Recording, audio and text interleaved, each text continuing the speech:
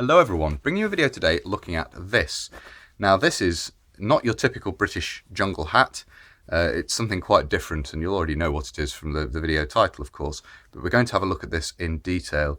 Quite an interesting little design. I'm not sure how widespread use of these or issue of these for use in emergency situations was, but it's an interesting bit of kit, and we're going to have a look at it in a little bit more detail in the video now. So here we have the hat.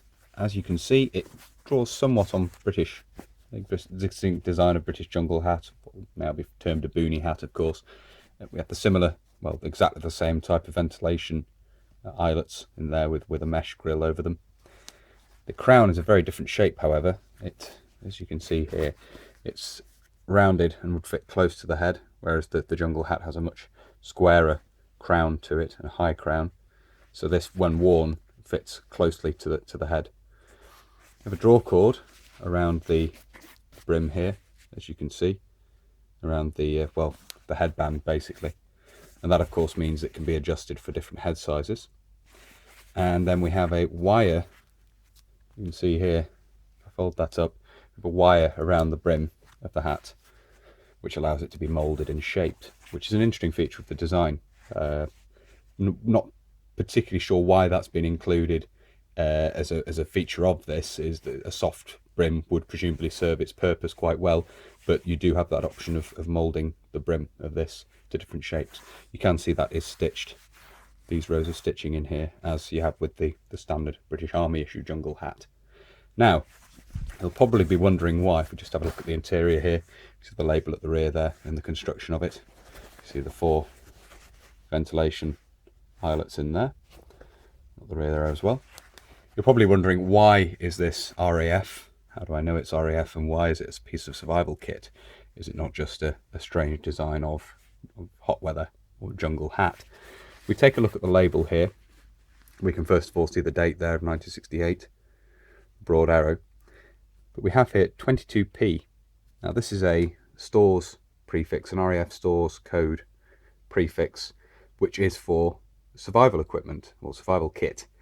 So that would mean that this is, according to that code, this is a piece of RAF survival equipment.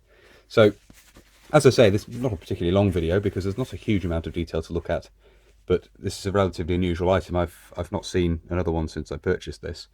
Maybe others have them in their collection as well, but I just wanted to show the design features, talk a little bit about it. If anyone has any more information on these, what situations they were issued in, where they were carried, if they were carried in an aircraft when men were flying over, flying in tropical theatres. The RAF, of course, were deployed all over the world and still are. During the late 1960s and into the 70s, were they carried in aircraft in case a man had to ditch or had to eject from his aircraft and survive in a tropical environment for a time before being rescued, collected. So there it is. As I say, just have another quick look round at the design. You can see we don't have any of the foliage loops or anything on around the band there, where the brim meets the crown of the hat. But let's say quite a simple design, but it's slightly elaborate in having the metal, certainly having the metal edging around the edge of the brim there. So there we are, RAF jungle or hot weather survival hat. As I say, if anyone does have any more information, I'd be very interested to hear. So a slightly unusual bit of kit there. Hopefully you found it interesting looking at this. Obviously it draws elements, as said in the video, draws elements from the existing British jungle hat, which had been introduced at the very end of the Second World War, but it's designed obviously for the specific use, and one size fits all and so forth. As I say, hopefully you found it interesting looking at that. If you have and you'd like to see more of this sort of thing, please do consider subscribing to the channel if you haven't already. And whether you're newly subscribing or you've already subscribed, please do make sure you hit the little bell, the little notification button down below, and that will of course alert you when I upload future videos. If you really like my uploads and you would like to support the channel, you can, both Patreon and PayPal, I'll link down below.